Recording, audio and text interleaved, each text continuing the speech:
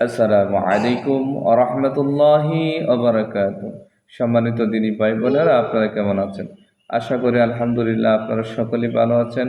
আজকে আপনাদের সামনে সূরাতুল ইখলাস নিয়ে একটি ভিডিও নিয়ে এসেছি, যে সূরাতুল ইখলাসের মাধ্যমে আপনারা কিভাবে জিনকে বন্দী করবেন।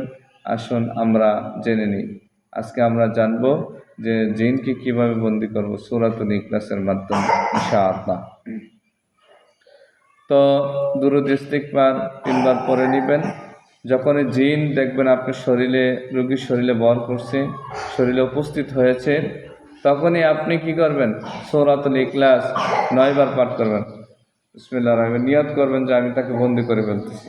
কুল হুয়াল্লাহু আহাদ আল্লাহুস সামাদ লাম ইয়ালিদ ওয়া লাম ইউলাদ ওয়া লাম ইয়াকুল লাহু কুফুওয়ান আহাদ। কুল হুয়াল্লাহু আহাদ আল্লাহুস সামাদ লাম ইয়ালিদ ওয়া লাম ইউলাদ ওয়া লাম ইউলাদ ওয়া লাম ইয়াকুল লাহু কুফুওয়ান আহাদ।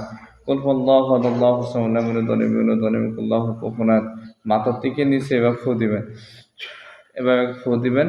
৯ বার পাঠ করবেন। ইনশাআল্লাহ যত বড় জিন হোক, যত শক্তিশালী হোক, দেওয়া হোক, মার্শান জিন হোক, যত বড় ধরনের জিন হোক না কেন, ইনশাআল্লাহ এই সূরাতুল ইখলাসের বরকতে সে বন্দী হয়ে যায়। আপনি যা নিয়ত করবেন, যদি চান যে তাকে জেলখানায় বন্দী করতে চাচ্ছেন, জেলখানা হয়ে যাবে। আর আপনি যদি চান যে না, তাকে মূর্তি বানাতে পারবেন, পাথর বানাতে পারবেন, শিকল দ্বারা তাকে বন্দী করতে পারবেন, যেটা নিয়ত করবেন, বোতলে বন্দী করতে পারবেন।